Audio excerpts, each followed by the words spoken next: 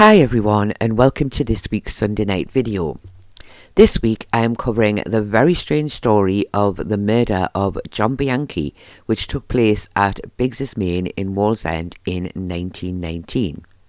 Now, this is a story that I first read about several years ago, and it is an unsolved murder case, and one which I have always been fascinated by, always hoping that one day the murder could be solved.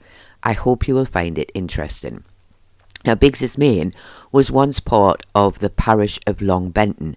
However, it has always been known to me as part of Wallsend, although some articles will describe it as being in Walker, Long Benton and other areas. But when I talk about it, I am mostly going to say Wallsend. But before we begin, can I just say, if you do enjoy this video, then please give it a thumbs up. And if you are new here or haven't already done so, then do please consider subscribing to the channel to help support the content we create. Thank you. It is completely free to subscribe. It doesn't cost you any money at all, but it really does help to support the channel. And I would just like to add, as I always do now, that I do record these stories live, so I do sometimes make mistakes, which I always try to rectify, so I hope this does not spoil your enjoyment of the video.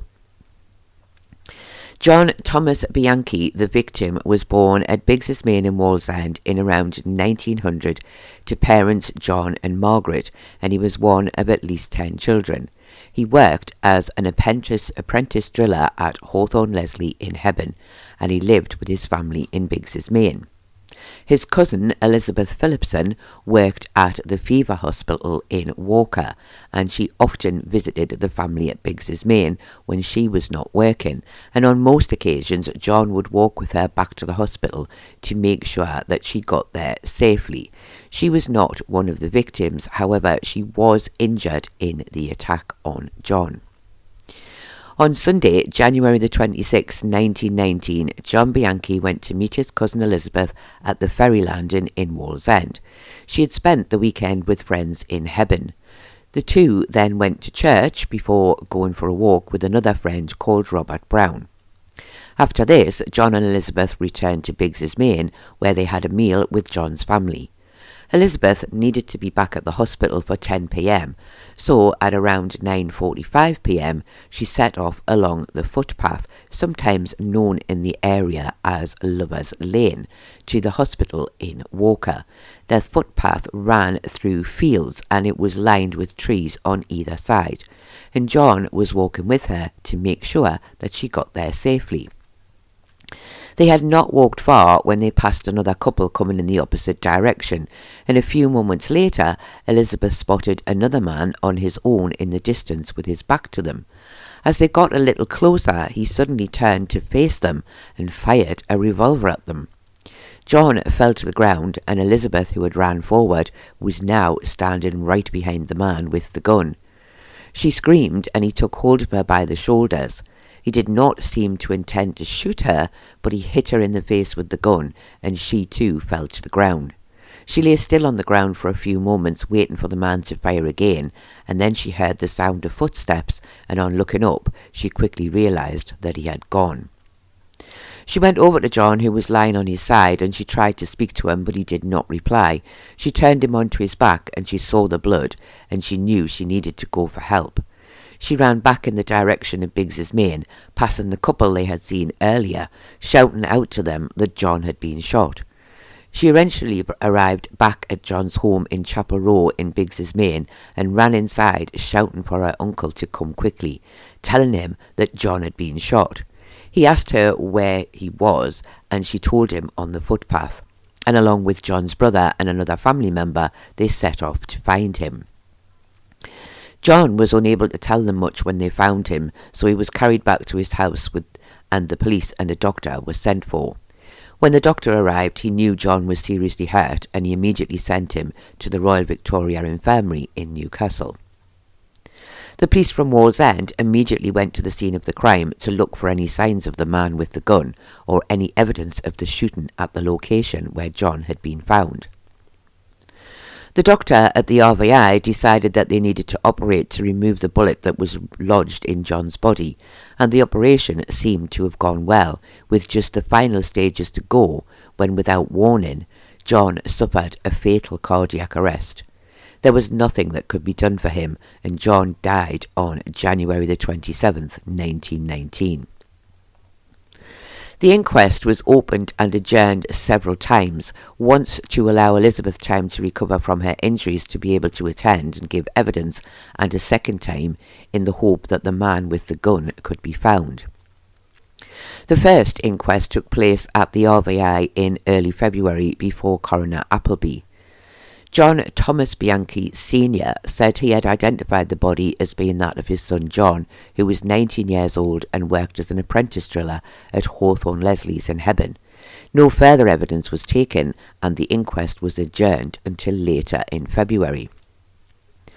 The funeral of John Bianchi took place on February the 2nd, 1919 at Benton Church. This, no doubt, was because, as said earlier, Biggs's Main was once part of the parish of Long Benton, so this was most likely the church the family would have normally attended. The news reports of the time state that the village of Biggs's Main was filled with people wishing to pay their respects, and that the choir of Benton Church sang the hymns "Safe in the Arms of Jesus" and "Rock of Ages" as the coffin of John Bianchi was carried from his home and placed into the hearse. The mourners included many family members, friends, and also many of John's workmates. However, it is possible that John's mother was not able to attend, as it was said the shock of her son's death had left her seriously ill.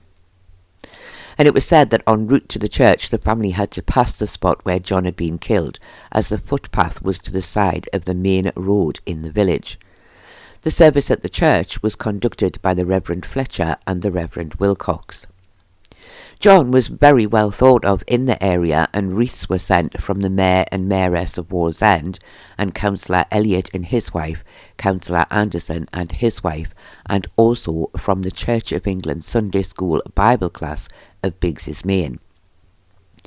Now, I have struggled a little bit to decide which church in Benton would have been the one in question, but I think it would have been this one, St Bartholomew's, which is why I have used it in the earlier photos. And I did search here many years ago for a grave for John Bianchi without any success. However, I later discovered that he is mentioned on a grave in Holy Cross Cemetery. However, I'm not certain if he is now buried there or if it is simply a memorial to him on the family grave. The inquest reopened in late February again at the RVI. John Thomas Bianchi Sr. was recalled, and he stated that on January the 26th, 1919, John had left their home in Biggs's Main at around 5:30, saying that he was going down to the ferry to meet Elizabeth on her way back from Hebburn. He said Elizabeth had friends living in that area and often visited them during her time off from her job. He said she worked as a laundry maid at the Walkergate Fever Hospital, and she had been working there since around October of 1918, and she was in the habit of visiting them almost every night, and John would always walk her back to the hospital on the country footpath. There had been reports of a strange man in the area recently, and John had wanted to make sure that Elizabeth got back to work safely. He said they had left his house at around 9:45 p.m. and had only been gone a few minutes when Elizabeth rushed back into the house. He said her face was covered in blood and she was very upset. She shouted to him, "Run, Uncle Tom, John has been shot." He said he asked her where he was and she told him, and he left to look for John with his own brother and one of John's brothers. He said they did not have to run far before they heard a man call out, "Here he is," and they found John lying on his back on the ground. He said John was not able to speak to him when they found him, and with the help of the other men, they carried him to the house and sent for the police and the doctor. John Sr. said he had torn open John's shirt and saw a bullet wound in the side of his stomach. When the doctor arrived, he sent his son to the RVI, where he had died the following day. When asked, he said he had never heard Elizabeth talk of having any male friends in the area. She had certainly never mentioned any to him, only ever speaking of another girl who she worked with at the hospital in Walker, who she had once brought to the house. He did not seem to know anything about the rumours that she was engaged to a boy from Wallsend who was in Germany. Elizabeth Phillipson said she was 21 years old and worked at the Fever Hospital in Walker. She said she had previously been living in Blackpool with her family, but she had given up her job there as she had wanted a change of work and had been lucky to find a job near her uncle and his family in Bigs's-Main. She spoke of spending time with relatives in Hartlepool in September before finally coming to stay with her uncle in Bigs's-Main for a short time before she began work at the hospital. She did not speak of having any male friends during this time. However, she did say that in August of 1918 she had met Donald Clark from Wallsend and they had been a couple, but he was currently in Germany. And it was reported in some of the papers that she was engaged to Donald, but she did not mention this at the inquest any more than her uncle did. It would seem that this line of questioning was based on the idea that as no other motive for the shooting could be found, there was a possibility that the man who shot John had been a jealous boyfriend of Elizabeth Phillipson.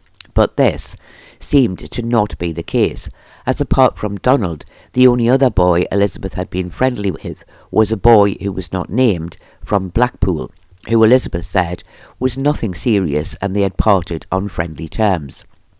And he was also confirmed to have been in Blackpool at the time of the shooting. Elizabeth said on January the 26th John had met her off the Hebburn ferry. She said they had first gone to church, then gone for a walk with Robert Brown. They returned to Bigs's-Main at around 8:10 p.m. and had supper before leaving so that she could return to work for 10 p.m. She said they always walked along the footpath from Bigs's-Main to Walker Gate. It only took a few minutes to reach the hospital on this path, which came out at Benton Road. She said they were happily walking along arm in arm, and John had jokingly asked her, "Do you love me?" And she said she had replied, "Why are you now yourself?" She said after this they passed another couple walking in the opposite direction. Then she said she spotted a man in the distance. He was quite tall and was wearing a dark coat and a cap. She said she turned to John and said, "I wonder if he is the man from Benton Road." She did not get a reply to this, as just after she said it, she said the man suddenly turned to face them. Elizabeth said as soon as he stopped, he fired a revolver at them, and she saw John fall to the ground. She said she screamed and found herself standing behind the man with the gun, believing that she had ran towards him when he fired. He turned and took hold of her by the shoulders, then he raised his arm and struck her in the face. She said she wasn't sure if it had been with his fist or with the gun, but the blow was a heavy one and she fell to the ground. She said the man seemed to stand over her and she was scared he was going to shoot her. She kept very still, and then she heard the sound of footsteps moving away, and when she looked up the man was gone. She believed she had seen him running over the fields near to the footpath. She said she crawled over to where John was lying and tried to get him to speak to her, but he did not reply. He was lying on his side and she turned him onto his back. She saw the blood on his shirt. She got up and began to run back towards Bigs's-Main. She said she passed the couple they had seen earlier and she shouted to them, "John has been shot." She said she next passed some men heading in the direction where John was lying and she shouted the same thing to them. She kept on running and said when she reached the house she shouted, "Run, Uncle Tom, John has been shot." He asked her where and she told him on the path to the hospital. She said he then went out with his brother and another of her cousins. When asked, she said she had mentioned the man from Benton Road because she had heard that 2 of the nurses from the hospital had been molested by an unknown man on Benton Road, and she had also heard that another had complained that she had been followed in the same area. The man she had seen on the path was unknown to her, which was why she wondered if this was the mystery man who had attacked the nurses. Charles Finlayson said he had been near the footpath when he had heard the sound of a gunshot. He had ran in the direction of the sound and had been joined by 1 or 2 other men on the way who had also heard the gunshot. He said they found John just a few yards away from the spot where they had seen Elizabeth. He said John briefly spoke to him, asking where the man had gone, but he said he was not able to tell him as there was no one else there at the time. He said John's family arrived a few moments later and they carried him to John's house and a doctor and the police were sent for. John was sent to the RVI a short time after the doctor arrived. The couple who John and Elizabeth passed on the footpath, who were not named, spoke of seeing a strange man in the area on the night of the crime. They said he seemed to be staring at them, but they did not know who he was, and they passed him with no issues. PC Craghill of Wallsend said after being called to Biggs's Main he had searched the area where John had been shot, and a revolver had been found. This was a Webley Scott .455 self-loading pistol, marked with the date 1917. The gun had been illegally taken from, it was thought, a ship that had been recently berthed in the northeast area. Cartridges had also been found in the fields near to the footpath, some of which appeared to have been hidden in the bushes. PC Craghill said a rope had also been found in the area, and this rope was several yards long with a bowline knot tied in one end. Although it has to be said it never seems to be made clear if this rope was connected to the murderer or if it was just a coincidence. Sergeant Russell said he had interviewed John Bianchi at the hospital on the night of the crime. John had told him he had been taking his cousin back to her job when they spotted the man on the path ahead. He said he did not know the man, and he described him as wearing a dark overcoat and a cap. He said he saw him stop, turn to face them, and fire the gun. He did not remember anything else after this. Dr. Angus said he had attended to John Bianchi at the RVI. He said the bullet had pierced John's chest and had lodged in his stomach. On examining him, they thought it was best to try and remove the bullet. He said they had almost completed the operation and were about to close up when John suddenly died from heart failure. Professor Stuart MacDonald stated that the results of the post-mortem had confirmed the cause of death had been heart failure due to collapse during the course of an operation, and it was stated that the bullet itself had done very little damage to the internal organs. The inquest at this point was again adjourned for another week. And when the inquest was resumed, the coroner simply stated that there was no further evidence to be discussed. The police, while still carrying out their inquiries, had as yet been unable to make an arrest. It was, he said, an outrage as well as a tragedy. The jury, without retiring, returned a verdict of willful murder against some person or persons unknown. The police continued with the search until at least 1921. They were eventually able to trace the gun to a submarine known as E-40, where a man by the name of Tucker had signed for it in 1917. However, it seems they never traced or interviewed this man. I must admit, though, that it seems relatively unlikely to me that a man who signed for the gun would use it to commit a murder, then abandon it to be found, knowing it could be traced back to him. At one point, the police also offered a £50 reward for any information that would lead to the arrest of the man responsible for the crime, although I never found any evidence to suggest that anyone contacted them with information, and this sadly did not seem to result in anyone being found and arrested. Another piece of information suggested that a man who had once been a patient at the Fever Hospital in Walker may have been a suspect. It was said that the matron of the hospital said she had received information from a woman saying that her husband was carrying on with one of the nurses in the laundry. The woman had been named but had denied that she had anything to do with the man, and named another woman who was called Elizabeth, but this was not Elizabeth Phillipson. Elizabeth, it seems, had been involved with a man called Robert, not Elizabeth Phillipson, I must add. However, she had fallen out with him, and when she last saw him, he had hit her and said if he had chance he would do for her. Elizabeth, however, did not seem to have seen the man again, but did say that he had also been involved with another of the nurses. And this nurse was called Maggie, and it seems that Robert had written to her asking her to meet him in an area close to where the murder had been committed, but she did not go to meet him. When she was asked, she had said she was not afraid of Robert, but clearly did not wish to see him again.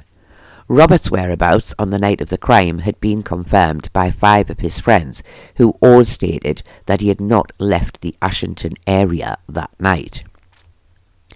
It was also suggested that the man may have ran in the direction of Carville railway station in Wallsend.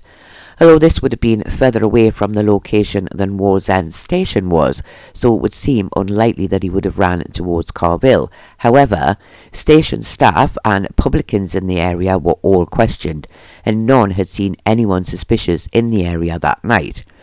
Now, I did find that a bit strange, as it seems to me that no one would know everyone who came into their pub or into a railway station, or be truly able to tell if they were suspicious or not.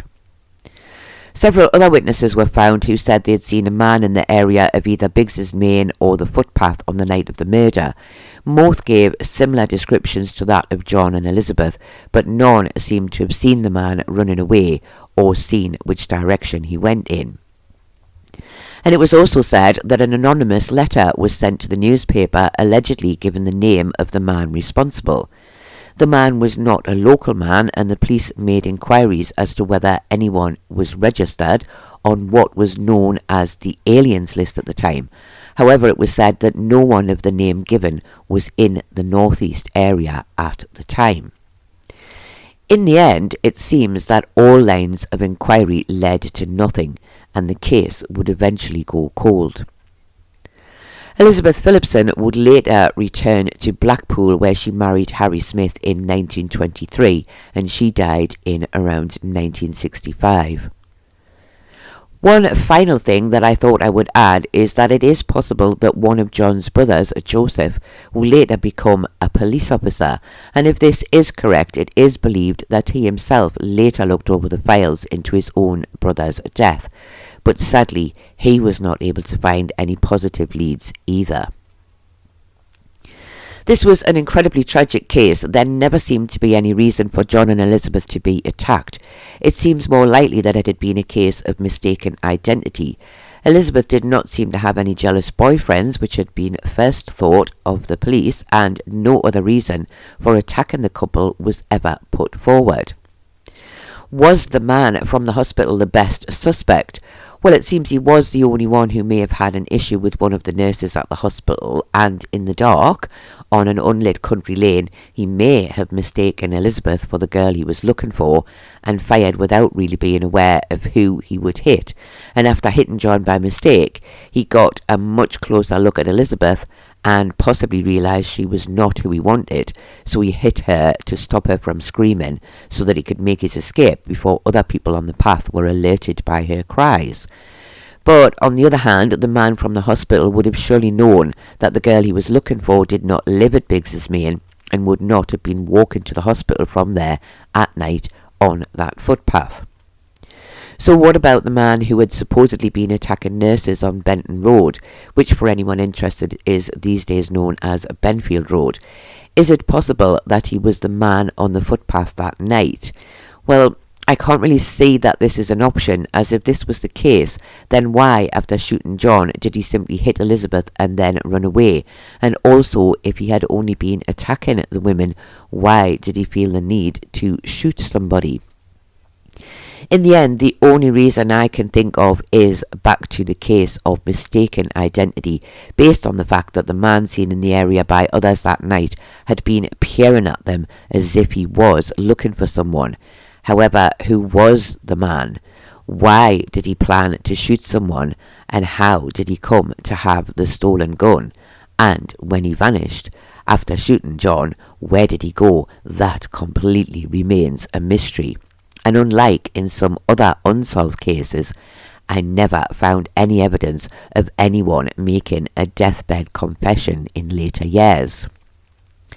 But what do you think? Do you think the man from the hospital known as Robert was the man responsible? Or do you think the mystery man of Benton Road was the killer? Or do you think there was another possibility, such as someone who did not like John, or someone who was unknown to Elizabeth but was jealous of her relationship with John? Do please let me know your thoughts in the comments below. I do hope that you have found this very sad and tragic story interesting. And as I said at the start of the story, I have always wished that this was a murder that could have been solved from the very first time that I read about it several years ago. and I wonder what possible motives there could have been, who might have been the killer, and how they escaped never to be seen again. But it sadly seems that we'll never know the answers to any of these questions. And as this is the, I believe, 106th anniversary of the date of John's murder, it does seem sad that it has gone all this time completely unsolved. Anyway, I do thank you all very much for watching, and I do hope to see you all again very soon.